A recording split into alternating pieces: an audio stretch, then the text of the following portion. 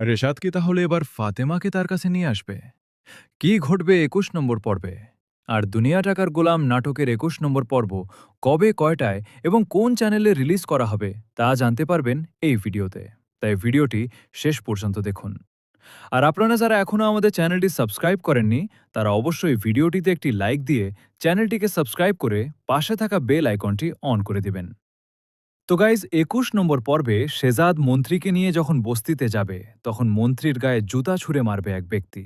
কারণ মন্ত্রী শুধু জাল টাকা নয়, সে আরও নানান অবৈধ কাজের সাথে জড়িত। আর অন্যদিকে শেজাদের বাসায় যাবে রিশাদ এবং সেখানে গিয়ে তার স্ত্রী দাবি করবে ফাতেমাকে। কিন্তু ফাতেমা ভয়ে প্রথমে অস্বীকার করবে, তার কারণ সামনে থাকবে শেহজাদ। তারপর শেজাদ বলবে ফাতেমা যে আমার স্ত্রী না, সেটার প্রমাণ কি? এরপর রিশাদ বিয়ের রেজিস্ট্রি কাগজ এনে প্রমাণ দিবে।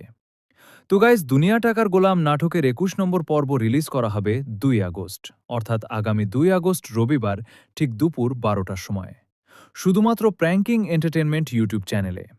আর দুনিয়া টাকার গোলাম নাটকের ২১ নম্বর পর্ব কিন্তু অনেক ধামাকাদার হতে চলেছে।